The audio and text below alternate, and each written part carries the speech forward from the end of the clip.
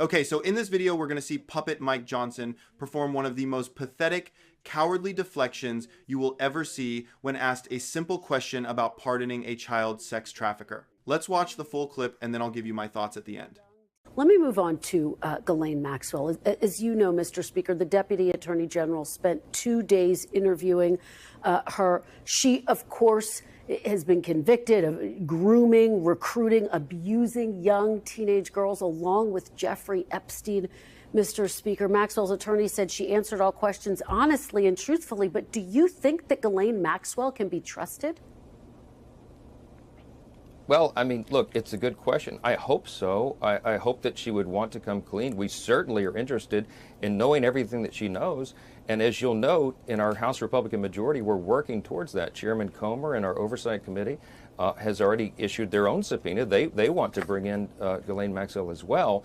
I hope she's telling the truth. She is convicted. She is serving a 20-year sentence for child sex trafficking. And so her character is in some question. But if she wants to come clean now, that would be a great service to the country. And we'd like to know every single bit of information that she has. I certainly hope she's telling the truth. Well, listen, this week, President Trump didn't rule out a pardon for Ghislaine Maxwell. Of course, that's one of the big questions looming over all of this. So let me put this to you, Mr. Speaker. Would you support a pardon or a commutation for Ghislaine Maxwell, a convicted sex trafficker? Well, I mean, obviously, that's a decision of the president. He said he had not adequately considered that. I won't get in front of him. That's not my lane. My lane is to help direct and control the House of Representatives and to use every tool within our arsenal to get to the truth. I'm going to say this as clearly and plainly and repeatedly as I can over and over. We are for maximum disclosure. We want all transparency. I trust the American people. I and the House Republicans believe that they should have all this information to be able to determine what they will. But we have to protect the innocent. And that's the only safeguard here that we've got to be diligent about, and I'm insistent upon doing so. Well, I guess my question is, are you open to a pardon or commutation? I mean, Mr. Speaker, the victims referred to Maxwell as Epstein's right-hand woman. Here's what one victim who testified under a pseudonym told the court at sentencing, quote, "The many acts that were perpetrated on me by Epstein, including rape, strangulation, and sexual assault, were never consensual and would not have occurred had it not been for the cunning and premeditated role Ghislaine Maxwell played." Is that someone deserving of a pardon or commutation in any circumstance, Mr. Speaker?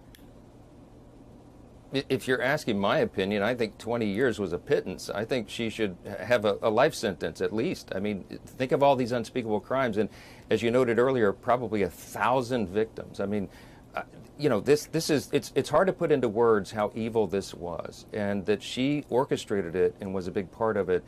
At least under the criminal sanction, I think is an unforgivable thing. So, again, not my decision, but I have great pause about that, as any reasonable person would. So he's asked a simple question, softball really. Hey, should this convicted child sex trafficker, Ghislaine Maxwell, be pardoned? And his first answer is, that's not my lane. Not your lane. Not your lane. You are the Speaker of the House. You're second in line to the presidency. Having a basic moral position on whether or not to pardon one of the most infamous child abusers of our time is, I don't know, probably the single easiest, most fundamental part of your job. What on earth is he talking about? It's not his lane. And then you see the immediate pivot, the classic, pathetic politician shuffle. My lane is too. We are for maximum disclosure. We want all transparency. Yeah, that's great, Mike. That's just fantastic. But that wasn't the question, was it? The question was simple, a yes or no. And he couldn't do it. He couldn't just say, no, of course not. That would be a monstrous thing to do. And we all know why. Because his boss, Donald Trump, said he hasn't ruled it out. So Johnson's brain just freezes. You can see the gears grinding. The internal programming just kicks in. Alert. Potential conflict with Trump's statement detected. Abort moral clarity. Deploy generic talking point about transparency. It is just... It's so revealing about who this man is. His first instinct isn't human decency. It's not about the victims. His first immediate instinct is to protect Donald Trump. And credit to Kristen Welker here, she has to push him again. She has to literally read a victim's harrowing statement to his face to try and, shock him into having a conscience on national television. And only then, only after he's been publicly embarrassed, does he finally go, well, if you're asking my opinion, I think 20 years was a pittance. I think she should have a life sentence. Oh, you do now? You think that now? Funny how you couldn't find that very strong, very correct opinion 30 seconds ago when you were terrified of getting crosswise with Trump. So it was your lane the whole time.